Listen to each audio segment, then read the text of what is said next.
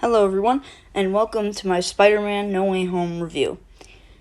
If you know me, you know this is one of my most anticipated movies ever, and I was a little bit disappointed at first, but now I'm completely happy with the movie after thinking about it for a little while.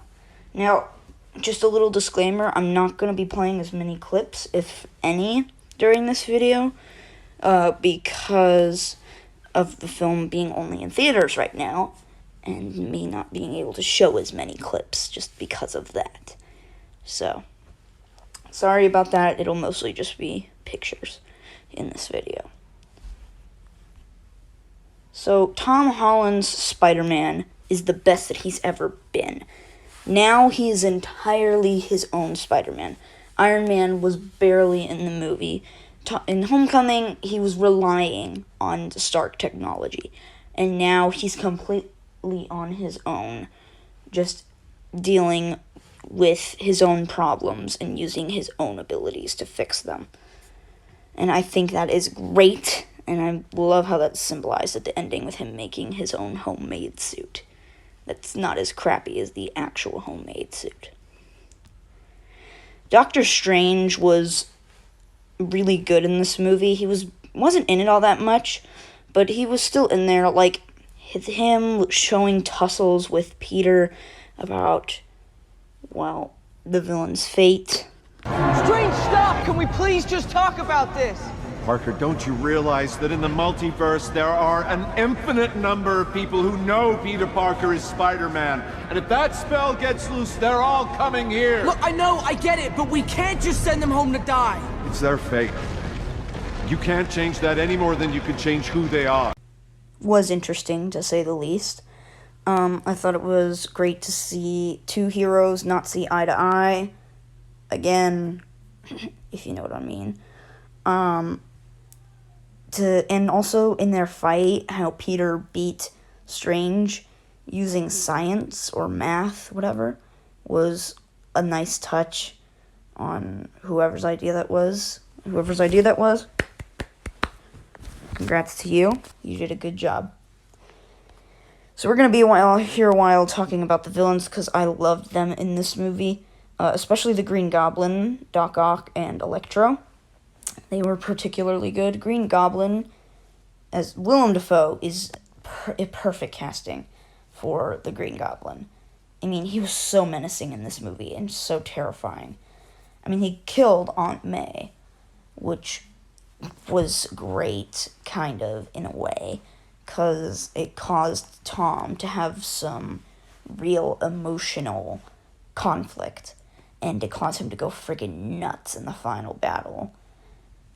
It was investing to see him have a real emotional struggle, without him making any quirky jokes, and have Toby and Andrew mentor him through it was amazing.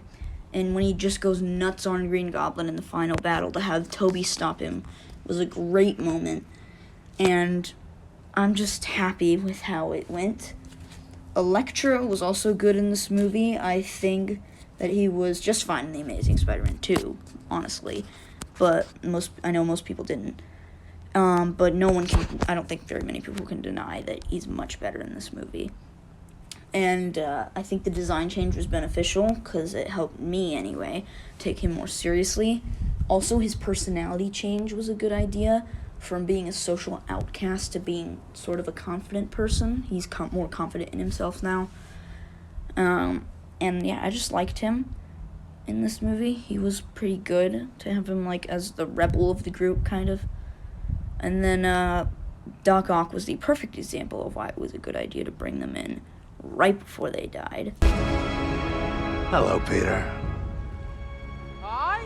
Do I know you? What have you done with my machine? Your machine. I don't know what you're talking about. What machine? Do you want to play a game?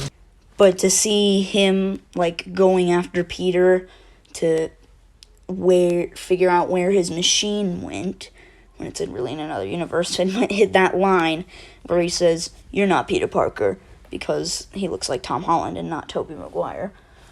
And so, yeah, it was all just great. Lizard and Sandman, honestly, didn't do much in this movie, which was kind of disappointing, but I didn't really mind it that much. Sandman was still okay. I mean, he was still there. Like, when he showed up, he was like, Peter, it's me. Like, he was helping Peter at first, which makes sense, because he was kinda helping Peter, I think, at the end of Spider-Man 3. And then Lizard, though, he was barely in the movie, and it was kind of sad to see. But then there's the moment we've all been waiting for, Toby and Andrew. I was lucky enough to see this movie opening day, so the crowd was amazing, all the clapping and cheering, specifically for Toby. Not that much for Andrew, though, which kind of sucked, because I was more excited to see Andrew than Toby. But yeah, it was just awesome to see them back. Andrew really outshined Toby here, though, because Toby was just there for the sake of being there. But Andrew, it really just fixed a lot of the problems that other people had with his character. And it was like a redemption for him. Toby was just kind of there. He was like a mentor to Peter, Tom Holland. But he was just outshined by Andrew. With that, he was, quote-unquote, already great. And, yeah. But I thought Andrew, it was great to see both of them back, honestly. And to see Peter, and Doc Ock exchange words with one another was also really funny after Doc Ock had become good. So, yeah, they were great in this movie. I'm really glad they were back. Overall, I'm going to give this movie a 10 out of 10. Definitely recommend it to any Spider-Man fan. It was a fan service relying film, which is why as a movie, I'm probably going to give it like an 8 out of 10. But I think on the enjoyment scale, it's a 10 out of 10 for me. I hope you enjoyed this video, and I will see you guys later.